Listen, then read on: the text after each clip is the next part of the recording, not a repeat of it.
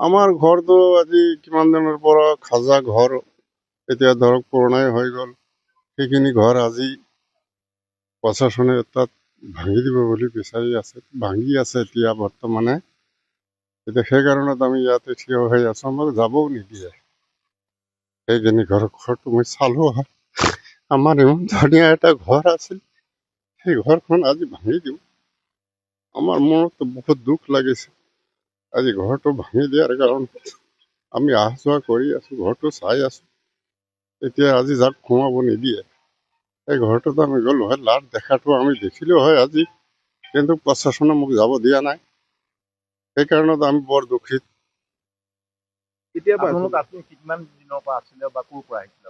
আমি কিমান দিনৰ পৰা আছো আমি নাজানো, আমিতো সৰুৰ পৰা জন্ম আমাৰ ইয়াতে আমি থাকিলো, আমাৰ দেউতাহঁতে ইয়াতে মৰি গ'ল।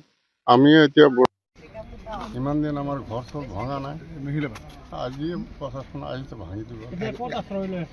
এতিয়া আশ্ৰয় লৈ আছো আমি এই বালিপুখুৰী। কাগজ পাতি আছে।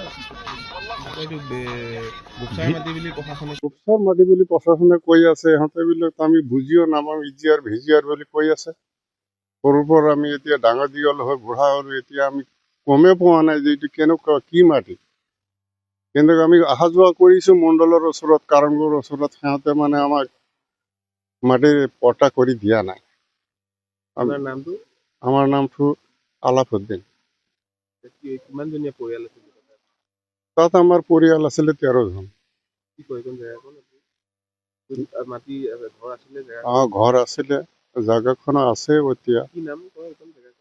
এইখন জাগাটো ছোট বাম, নিজ বাগ মাৰি। আমাৰ ঘৰটো আজি কিমান দিনৰ পৰা খাজা ঘৰ এতিয়া ধৰক পুৰণাই হৈ গ'ল। সেইখিনি ঘৰ আজি প্ৰশাসনে তাত ভাঙি দিব বুলি বিচাৰি আছে, ভাঙি আছে এতিয়া বৰ্তমানে। এতিয়া সেইকাৰণত আমি ইয়াতে থিয় হৈ আছো, আমাক যাবও নিদিয়ে।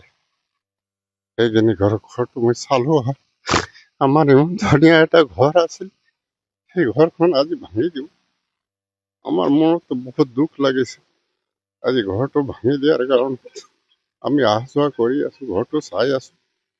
এতিয়া আজি যাক সোমাব নিদিয়ে, এই ঘৰটোত আমি গ'লো হয়, লাট দেখাটো আমি দেখিলো হয় আজি, কিন্তু প্ৰশাসনে মোক যাব দিয়া নাই। সেইকাৰণত আমি বৰ দুখিত।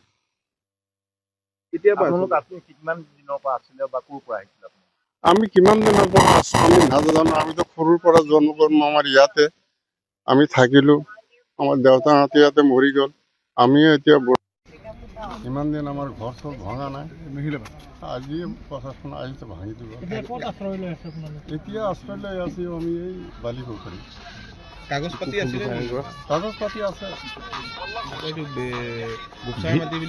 গোপচাৰ মাটি বুলি প্ৰশাসনে কৈ আছে, ইহঁতে বিলাক আমি বুজিও নাপাওঁ, ইজিয়াৰ ভিজিয়াৰ বুলি কৈ আছে। সৰুৰ পৰা আমি এতিয়া ডাঙৰ দীঘল হৈ বুঢ়া হ'লো, এতিয়া আমি গমেই পোৱা নাই যে এইটো কেনেকুৱা কি মাটি। কিন্তু আমি অহা যোৱা কৰিছো মণ্ডলৰ ওচৰত, কাৰংগৰ ওচৰত, সিহঁতে মানে আমাক মাটি পট্টা কৰি দিয়া নাই। আমাৰ নামটো আলাফুদ্দিন।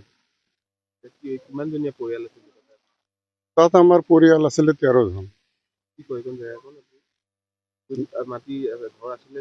ঘৰ আছিলে, জাগাখন আছে এতিয়া।